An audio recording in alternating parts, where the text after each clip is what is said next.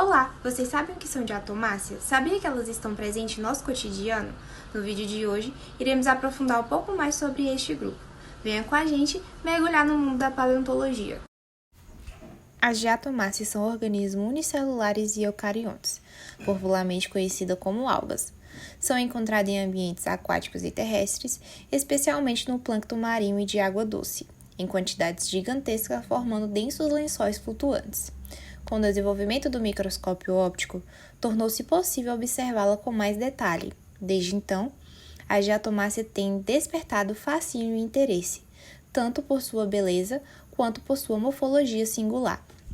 Estima-se que existem cerca de 5.500 espécies viventes e mais de 4.500 espécies fósseis. A presença de diatomácea no registro fóssil se deve à natureza resistente das suas paredes celulares, composta por sílica, o que facilita a formação de depósitos silicosos denominados diatomitos.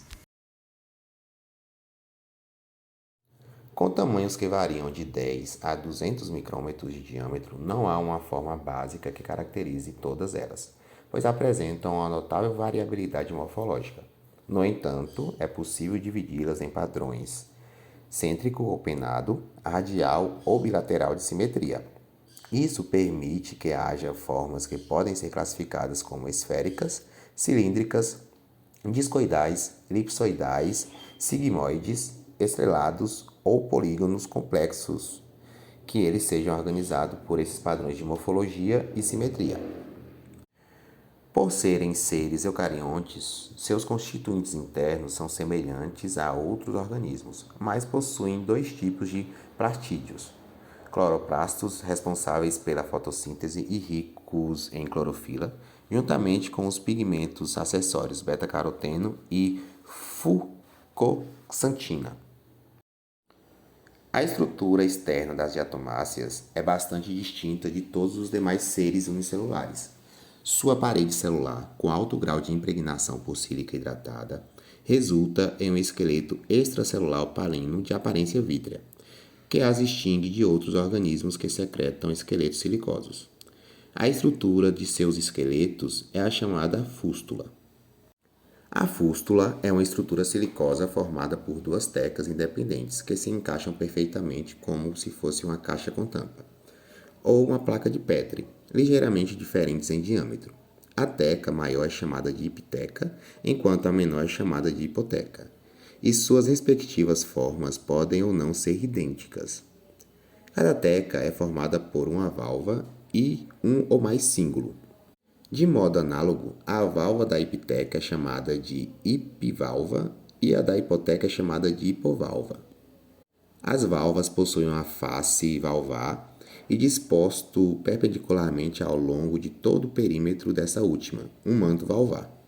Abaixo do manto valvar são encontrados um ou mais cíngulos, chamados similarmente de epi e hipocíngulo.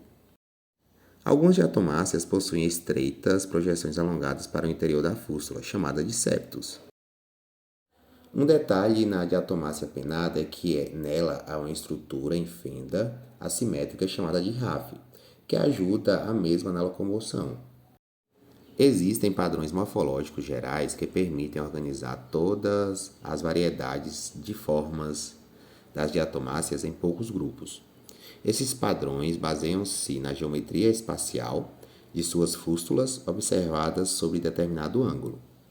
Existem dois ângulos de observação possíveis, chamados vista valvar, quando o eixo de visão do observador é perpendicular à face valvar, e a vista pleural, também lateral ou singular, quando o eixo de visão do observador é perpendicular à pleura. Os ângulos de visão permitem o estabelecimento de um sistema geométrico de referência. Esse sistema se constitui em três eixos e três planos ortogonais entre si, definidos da seguinte maneira. Os eixos temos como pré-valvar, apical e transapical. Os planos temos transapical, valvar e apical. A simetria das diatomáceas dependerá da quantidade de polos que elas apresentam. Diatomáceas com simetria radial são todas aquelas de geometria cêntrica e um polo único, central. Diatomáceas com simetria bilateral são todas aquelas de geometria cêntrica ou pennada com 2 ou mais polos. A biomineralização da sílica ocorre em vesículas específicas para tal função. A sílica ela pode variar de acordo com a forma e estrutura da diatomácea. O ciclo de vida das diatomáceas é relativamente simples, constituindo-se de fase de crescimento e fase de reprodução. O início, a duração e o fim de cada fase vai variar de grupo para grupo, sendo ambientalmente determinado para alguns e geneticamente para outros. Tanto o crescimento quanto a reprodução das diatomáceas requerem algumas adaptações, elas específicas para contornar as limitações impostas pela estrutura silicosa de suas fústulas. Geralmente, o crescimento das diatomáceas ocorre apenas ao longo de seu eixo pré-valvar. Muito raramente, em diatomáceas pennadas com RAF, ocorrem também ao longo do eixo transapical. As diatomáceas podem se reproduzir tanto sexuada quanto assexuadamente. Durante a maior parte do seu ciclo de vida, elas se reproduzem assexuadamente através de divisão binária simples. Esse tipo de reprodução, entretanto, acarreta sempre em uma diminuição do tamanho de uma das gerações filhas, e assim por diante. Quando essa diminuição atinge um tamanho crítico para a manutenção das funções vitais, a célula diatomática entra, então, em uma fase de reprodução sexuada, que restabelece o tamanho adequado da seguinte forma. Células adultas com 2 N produz gametas N por meio de meiose e via auxporos, que o tamanho original da espécie é restabelecida após as sucessivas divisões sexuadas. Aplicações da geologia. A diatomácea possui grande relevância em estudos geológicos devido à sua abundância, diversidade e sensibilidade às variações ambientais.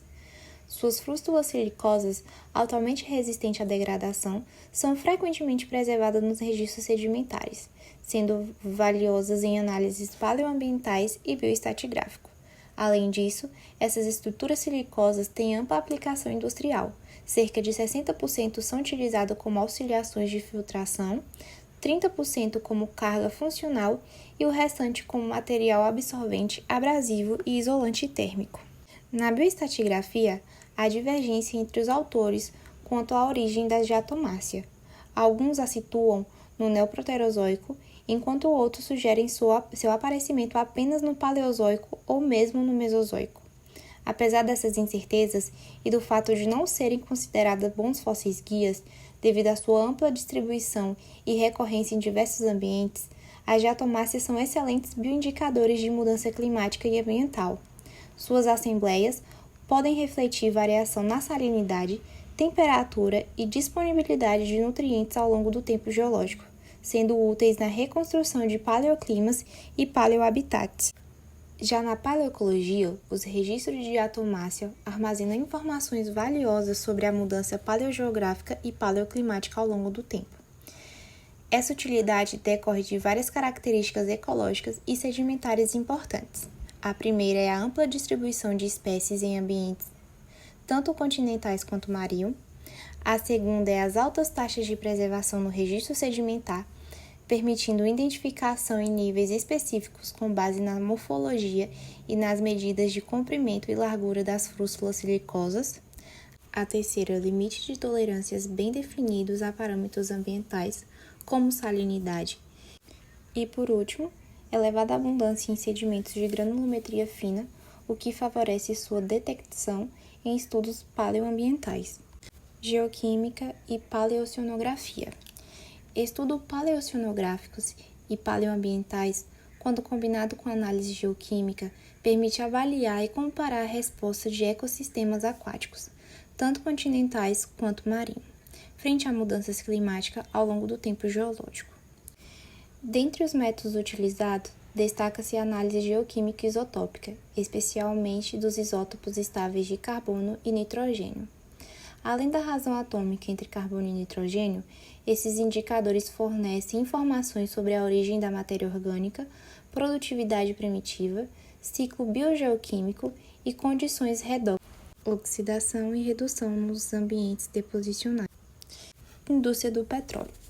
A partir do acúmulo de frustas fossilizadas de diatomácea, forma-se a terra diatomácea ou diatomito, uma rocha sedimentar porosa, de baixa densidade e com alta área de superfície específicas.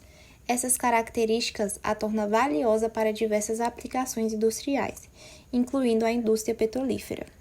Uma de suas funções mais relevantes nesse setor é na fabricação de pasta de cimento, devido ao seu alto ou elevado poder de absorção. Além disso, os silicatos presentes na terra de diatomáceas são materiais multifuncionais e não tóxicos, amplo utilizado em formulação de lama de perfuração. A sílica, principal componente da diatomácea, desempenha papel fundamental em várias funções críticas da lama de perfuração: resistência e limpezas da broca, remoção eficiente das áparas para superfícies, controle de pressão do corpo e estabilização da formação argilosas como os xistos. A diatomácea também pode ser combinada com outras matérias, como fibras orgânicas, para atuar como agente de controle de perda de circulação, ajudando a selar fraturas ou porosidades excessivas durante a perfuração. Agora que já conhecemos as diatomáceas, suas características morfológicas, origem e aplicações geológicas, é possível identificá-la e compreender sua importância no nosso cotidiano. As diatomáceas estão presentes em diversas áreas da indústria e da vida diária, com destaque para filtração, usada como agente filtrante em águas de piscina, na clarificação de açúcar, sucos de frutas e bebidas alcoólicas, isolante térmico e acústico, aplicado em caldeiras, fornos e condutores, na forma de tijolos ou pó, farmácia e cosméticos, utilizado na formulação de pomadas dermatológicas, creme dentais e como excipientes em comprimido, absorventes, eficazes na composição de inseticidas e fungicidas, em pilhas elétricas, dinamites, líquidos catalisadores, explosivos e no controle de derrames de substâncias tóxicas. Na agricultura, funciona como excelentes inseticidas naturais, nas indústrias de tintas e revestimentos, e em outros usos industriais, a aplicação na fabricação de papel, cimento, plástico, sabão, sabonete, borracha, fósforos, materiais odontológicos, adesivos e selantes. Obrigado por assistir nosso vídeo, eu espero que tenha gostado e que tenha conhecido um pouco mais sobre as diatomáceas. Todas as referências e imagens utilizadas nesse vídeo estão na descrição do vídeo